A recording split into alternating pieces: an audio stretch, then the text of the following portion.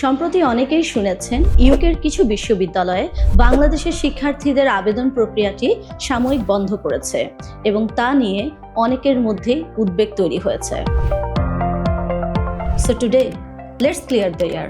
আসুন প্রথমেই ফ্যাক্টগুলো বুঝে নেই।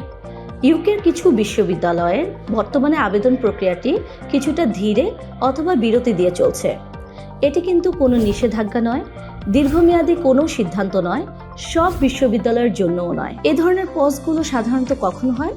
যখন বিশ্ববিদ্যালয়গুলোতে অ্যাপ্লিকেশন অনেক জমে যায়, অফার লেটার এবং কাস্ট ইস্যুয়েন্সের মধ্যে ব্যালেন্স ঠিক রাখার জন্য, ভিসা এবং অ্যাপ্লিকেশন প্রসেসে চাপ বেড়ে গেলে এবং অ্যাডমিশন টিমকে যখন পেন্ডিং ওয়ার্ক কমপ্লিট করার জন্য একটু বেশি সময় দেওয়া হয়।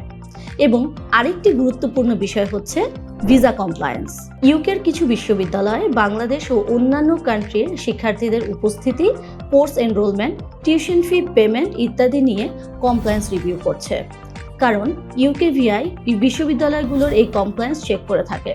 শিক্ষার্থীরা যখন নিয়ম মেনে না চলে তখন এই সকল বিশ্ববিদ্যালয়ের অ্যাডমিশন প্রসেস কন্টিনিউ করা খুব ঝুঁকিপূর্ণ হয়ে যায়। তাই কিছু প্রতিষ্ঠান তাদের অ্যাডমিশন প্রসেসটি স্লো ডাউন করে তাদের কমপ্লায়েন্স স্কোর ঠিক রাখে।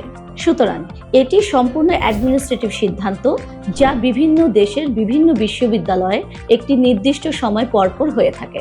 বাংলাদেশের শিক্ষার্থীদের চিন্তার কোনো কারণ নেই, কারণ এখনও বাংলাদেশি স্টুডেন্টদের জন্য ইউকে একটি ওপেন ডেস্টিনেশন এবং নিয়মিতভাবে অন্যান্য সকল বিশ্ববিদ্যালয় আবেদন গ্রহণ করছে।